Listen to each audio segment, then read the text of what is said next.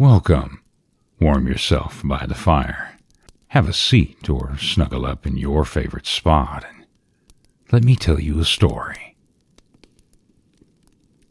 One day, when the Indian boy Waukewa was hunting along the mountainside, he found a young eagle with a broken wing lying at the base of a cliff. The bird had fallen from an eyrie on a ledge high above, and being too young to fly, had fluttered down the cliff and injured itself so severely that it was likely to die.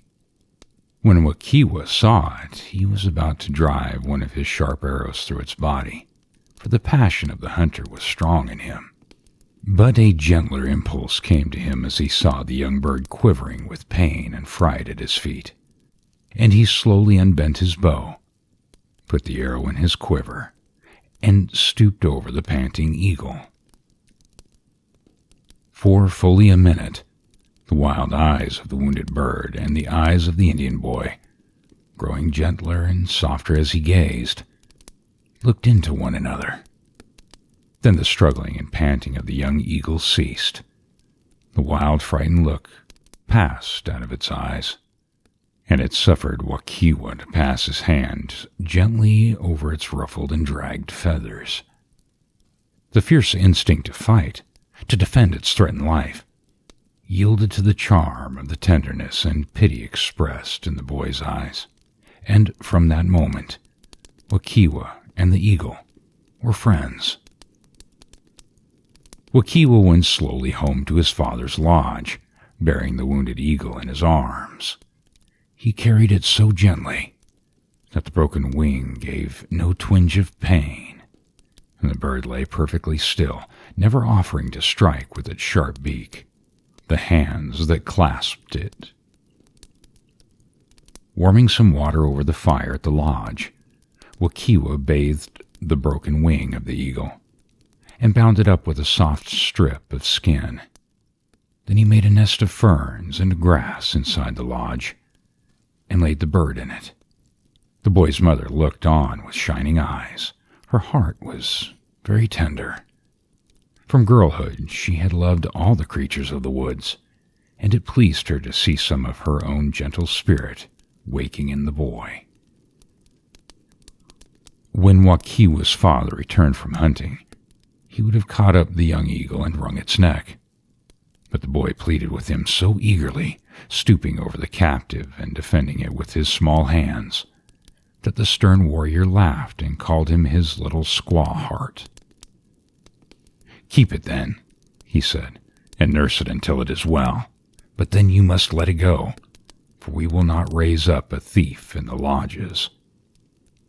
So Waukewa promised that when the eagle's wing was healed and grown so that it could fly, he would carry it forth and give it its freedom. It was a month or so, as the Indians say, a moon, before the young eagle's wing had fully mended and the bird was old enough and strong enough to fly. And in the meantime, Waukewa cared for it and fed it daily, and the friendship between the boy and the bird grew very strong. But at last, the time came when the willing captive must be freed. So, Waukewa carried it far away from the Indian lodges, where none of the young braves might see it hovering over and be tempted to shoot their arrows at it, and there he let it go. The young eagle rose toward the sky in great circles, rejoicing in its freedom and its strange new power of flight. But when Waukewa began to move away from the spot, it came swooping down again, and all day long it followed him through the woods as he hunted. At dusk, when Waukewa shaped his course for the Indian lodges, the eagle would have accompanied him. But the boy suddenly slipped into a hollow tree and hid, and after a long time, the eagle stopped sweeping about in search of him, and flew slowly and sadly away. Summer passed, and then winter, and spring came again, with its flowers and birds and swarming fish in the lakes and streams. Then it was that all the Indians, Old and young, braves and squaws, pushed their light canoes out from the shore and, with spear and hook, waged pleasant war against the salmon and the red-spotted trout.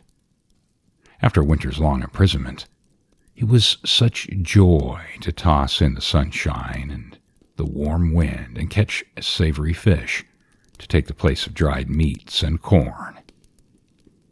Above the great falls of the Appahokie, the salmon sported in the cool, swinging current, darting under the lee of the rocks and leaping full length in the clear spring air. Nowhere else were such salmon to be speared as those which lay among the riffles at the head of the Appahokie Rapids, but only the most daring braves ventured to seek them there, for the current was strong, and should a light canoe once pass the danger point and get caught in the rush of the rapids, nothing could save it from going over the roaring falls. Very clearly, in the morning of a clear April day, just as the sun was rising splendidly over the mountains, Waukewa launched his canoe a half a mile above the rapids of the Appahokie and floated downward, spear in hand, among the salmon riffles. He was the only one of the Indian lads who dared fish above the falls, but he had been there often, and never yet had his watchful eyes and his strong paddle suffered the current to carry his canoe beyond the danger point. This morning, he was alone on the river, having risen long before daylight to be the first at the sport.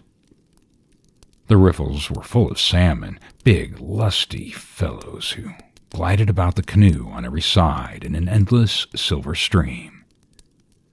Waukewa plunged a spear right and left and tossed one glittering victim after another into the bark canoe. So absorbed in the sport was he, that for once he did not notice when the canoe began to glide more swiftly among the rocks. But suddenly he looked up, caught his paddle, and dipped it wildly in the swirling water. The canoe swung sideways, shivered, held its own against the torrent, and then slowly, inch by inch, began to creep upstream towards the shore. But suddenly, there was a loud, cruel snap, and the paddle parted in the boy's hand, broken just above the blade. Waukewa gave a cry of despairing agony. Then he bent to the gunwale of the canoe and, with the shattered blade, fought desperately against the current, but it was useless. The racing torrent swept him downward. The hungry falls roared tauntingly in his ears. Then the Indian boy knelt calmly, upright in the canoe, facing the mist of the falls, and folded his arms. His young face was stern and lofty. He had lived like a brave. Now he would die like one. Faster and faster sped the doomed canoe toward the great cataract. The black rocks glided away on either side like phantoms. The roar of the terrible waters became like thunder in the boy's ears. But still, he gazed calmly and sternly ahead, facing his fate as a brave Indian should. At last, he began to chant the death song, which he had learned from the older braves. In a few moments, all would be over. But he would come before the Great Spirit with a fearless hymn upon his lips. Suddenly, a shadow fell across the canoe. Waukewa lifted his eyes and saw a great eagle hovering over with dangling legs and a spread of wings that blotted out the sun. Once more, the eyes of the Indian boy and the eagle met, and now it was the eagle who was master. With a glad cry, the Indian boy stood up in his canoe, and the eagle hovered lower. Now the canoe tossed up on the great swelling wave that climbs to the cataract's edge, and the boy lifted his hands and caught the legs of the eagle. The next moment, he looked down into the awful gulf of the waters from its very verge. The canoe was snatched from beneath him and plunged down the black walls of the cataract. But he and the struggling eagle were floating outward and downwards through the cloud of mist. The cataract roared terribly, like a wild beast robbed of its prey. The spray beat and blinded. The air rushed upward as they fell, But the eagle struggled on with his burden. He fought his way out of the mist and the flying spray. His great wings threshed the air with a whistling sound. Down, down, down they sank, the boy and the eagle, but ever further from the precipice of water in the boiling whirlpool below. At length, with a fluttering plunge, the eagle dropped on a sandy bar below the whirlpool, and he and the Indian boy lay there a minute, breathless and exhausted. Then the eagle slowly lifted himself, took the air under his free wings, and soared away, while the Indian boy knelt on the sand with shining eyes following the great bird, till he faded away into the gray of the cliffs. If you like these stories, subscribe, like, and share, and don't forget to hit that notification bell for future stories. And as always, I thank you for taking the time to listen. The end.